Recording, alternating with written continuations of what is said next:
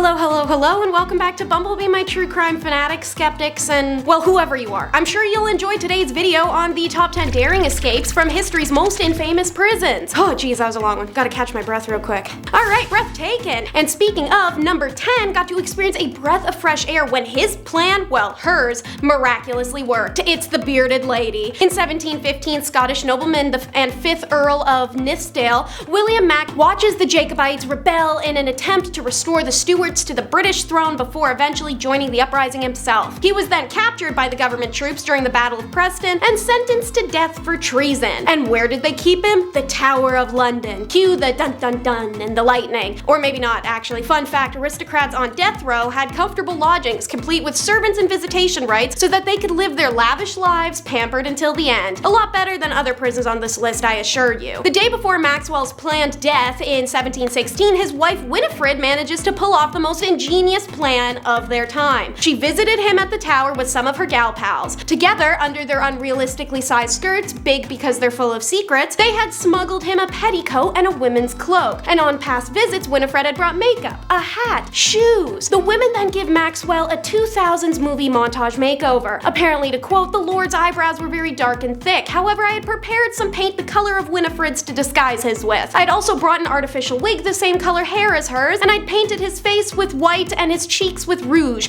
to hide his long beard, which he had not time to shave. Maxwell strolls out of the Tower of London alongside his girl gang, who waves him goodbye as they hand him off to an accomplice. Winifred goes back inside, holds fake conversation with her husband's cell for an hour before leaving, then immediately packs her bags and flees to Rome. Maxwell, who posed as an Austrian ambassador's servant, reaches Italy by boat and meets her there, and they live as exiles in Rome until their demise. The end. On to number 9, where we meet the funny named fugitive that escaped 22 times. That's right, 22 times. Man is considered the best of the worst escape artists our world has to offer, and his name is Brian Bo Larson. I couldn't have imagined a better name. Icing on the cake, he looks like a yassified version of Andrew Tate. Brian Bo Larson, I'm gonna keep saying his whole name because it's fun, spent his 20s and 30s in prisons for crimes like theft, armed robbery, or fraud, nothing too crazy. It's also worth noting that unlike every other prison on this list, Danish prisons are actually built to rehabilitate. No chain link, no bars, inmates wear their own clothes, have jobs, they have family dinners once a week, works like a charm as their crime rates are like next to zero. But anyways, Brian Bo Larson didn't want comfort.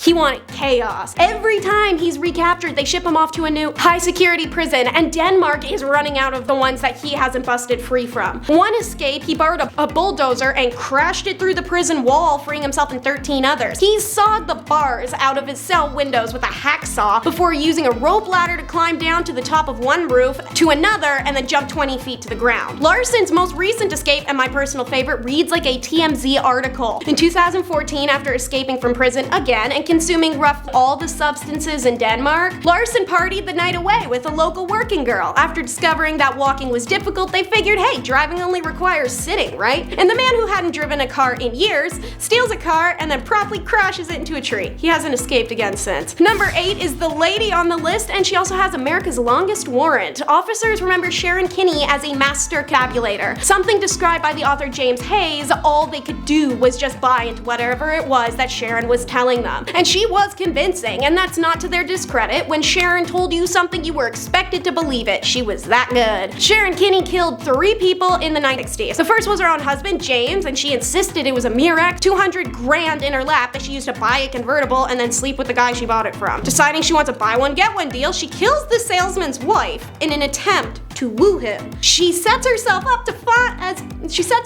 be part of the search party and finds the body with her other lover, John, hoping it deters suspicion on her. It does not. She is promptly charged. Sharon holds the all-male jury in a chokehold and manages to charm herself out of a guilty verdict. She isn't lucky with the trials of her husband's death though, and she's given life in prison. A technicality overturns the sentence, and out on bond, she goes and runs away to Mexico with a lover. After going through a few of those, she once again pops somebody and is tossed in prison, which is home to half of the capital's prison's population, for a 13-year sentence. It's from here Sharon on December 7th of 1969, resulting in a combination of prisoners outnumbering guards 10 to 1 and a blackout, squeezed out her window and vanished forever. Her outstanding warrant is now one of the longest in American history. Want to hear more about demented gals and their reigns of terror? Maybe take a second to subscribe to The Hive and some of Bumblebee's other videos. A story fit for the big screen is number 7, The Double Trouble. American bank robber and killer John Dillinger managed to make 2 jailbreaks in his life lifetime, spending the 1930s evading capture and police custody as the world watched bated breath. Dude was like movie villain level good. His first escape was from the Indiana State Prison, which has literally been featured on like 30 ghost hunting shows, and apparently a guy got cooked in the bean pot there and a bunch of people ate it before anyone realized. It's in Ohio, and with the help of 8 friends, in October of 1933, John makes it out by the way of brute force. His associates initially tried to gain access to him by posing as police officers from outside, but when they're asked for their badges, they panic and kill the sheriff on duty and race inside to release John, who also kills 2 of the prison guards as they get away. On the run for several months, Johnny Boy committed more robberies before the police caught him again in January 1934. He was then put in an escape-proof Lake Country jail in Crown Point. John said, "Hold my toilet wine," and when he heard that challenge, because it takes him less than 2 months to escape. On March 3rd of 1934, Dillinger tricked the guards with what they claimed was a wooden pew-pew he had whittled. He threatened the guards with it like they were playing cops and robbers, and they acted like it was real and just unlock his cell. John then takes their weapons, locks up the guard, then goes off to take more weapons from the arms room, locking up random people he met on the way. He then stole a car and fled the area, and then was killed by the FBI a few months later. Famous prison, big batch of escapees? Yeah, matches the video theme. Number 6 is the Dummy Heads, aka the iconic Alcatraz escape, which if I am reminded of it, I immediately and always think of watching the Mythbusters episode on a big chunky rounded screen TV. If you haven't heard of this by now, let me enlighten you. In June of 1962, 3 prisoners, Frank Morris and the brothers John and Clarence Anglin,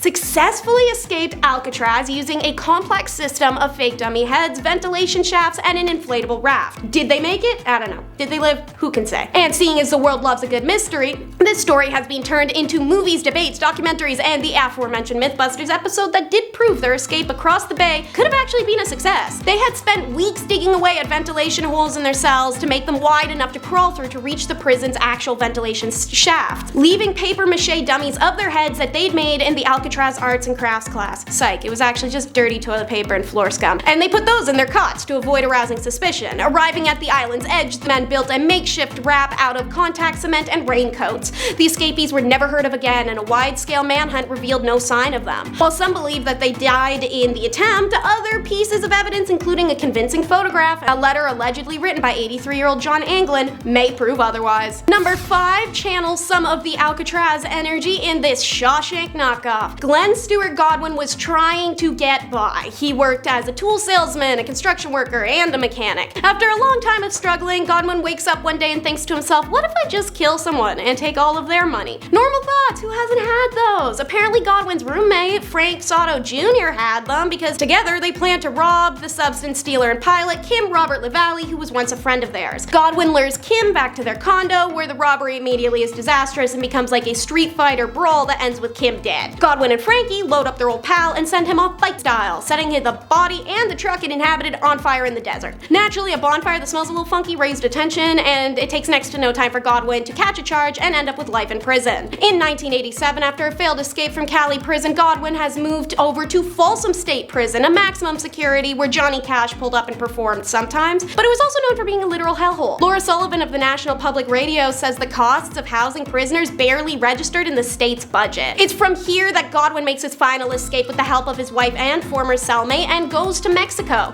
where he kills again, ends up in another prison. The new allegation delayed his extradition to the US, which gave him more time to escape in September of 1991, and he's never been seen again. Next up at number 4 is the briber. A little bit of money can go a long way, and if you've played Monopoly, which I have not, so I'm completely spitballing here, a lot of money can get you a get out of jail free card. That's at least what happened with the Iranian-Canadian crime boss, Ahmed Talvili. Along with the other crimes, aka ones I definitely cannot say, Ahmed committed mail, wire, and telemarketing fraud by stealing over $3 million in an ingenious fraudulent telemarketing business. So remember, Canadians, next time you get that unknown call and it's just nothingness on the other line, just place your phone down, put a metal bowl over it, and just bang it like crazy with a wooden spoon. Ahmed ends up in prison after he discovered $300,000 robbery by a courier of his, funded by stealing and violating the courier's brother, as well as tormenting him for days on end. It's while awaiting trial in max security Canadian prison, North Fraser Pre-Trial Center, Tavieri bribed a guard guard and simply walked out the front door in janitor garb as seen on CCTV footage. This prison is among many in Canada where the costs were cut to the bone, and North Fraser pretrial gets paid around $65K a year, while federal corrections make around as much as police officers. It's a lot easier for corruption to grow inside prison walls if its funds aren't being allocated. Well, the guard was sentenced to 3 years in prison.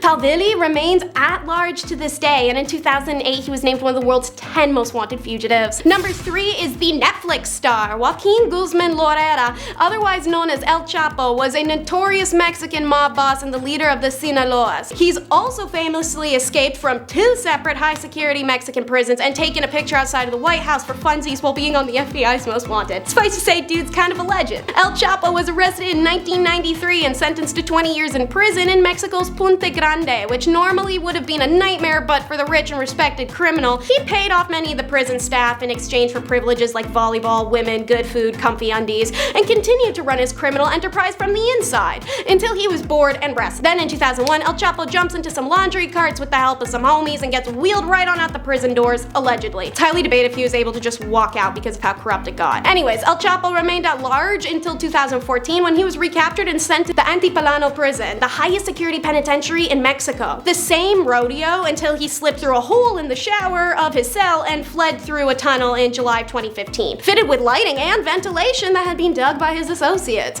Eventually, law enforcement officials caught up with him in 2016, and now he's locked up in the only prison that's apparently escape-proof in Mexico, but I guess we'll find out. On to number 2, we have the Octo escapee. A criminal and yoga expert dubbed the Korean Houdini managed to escape police custody twice using his master ability to manipulate his body in that circus performance way that's super uncomfortable to watch. In September of 2012, on suspicions of theft, 53-year-old Choi Gapok was tossed into a police holding cell. He'd hung out in plenty of these by now, and having already spent 23 years of life behind bars for some reason or another. For 5 days, Choi planned, and on the morning of September 17th, he coated his upper body in lotion and escaped from his cell in the Korean prison by squeezing through the food slot. First, he got his head through the slot, which by the way was 15 centimeters tall and 45 centimeters wide, then wriggled out his right arm and shoulder. Apparently his booty got stuck. Guess he shouldn't have gotten that BL done at about halfway through, so he had to pull down his shorts to manage to free himself. I don't know how this wasn't a concern, seeing as earlier that year he had already escaped police custody by slipping through the bars of a bus transporting prisoners. He snuck past 3 prison officers on duty who had fallen asleep and slipped out of a narrow window. Police who reviewed CCTV after the escape said the prisoner managed to squeeze out the food slot in under a minute, and the guard's delay in realizing he was missing was because he took a page out of good old Andy Dufresne's book. As he'd seen in Shawshank Redemption, the Bible of prison escapees, Choi had arranged pillows under his blanket to make it look as if he was still sleeping, just the way he'd seen it done in the movie. It took 6 days to recapture him. And last but never least, number 1 is the Greek Robin Hood. It's actually kind of crazy how often people action movie their way out of prisons, to the point it can arguably make it less unrealistic to see it as a plot fixture in crime movies. Dubbed the Green Robin Hood, Valisius Paliakotas' modus operandi was to kidnap a super rich person, demand a ridiculous ransom. A Robin Hood would only keep a small percentage of it for himself and distribute the rest of his newly acquired wealth to the impoverished farmers of the tiny rural province in which he grew up. He also made a vow never to harm the member of a public in his criminal escapades, and he's always been true to his word.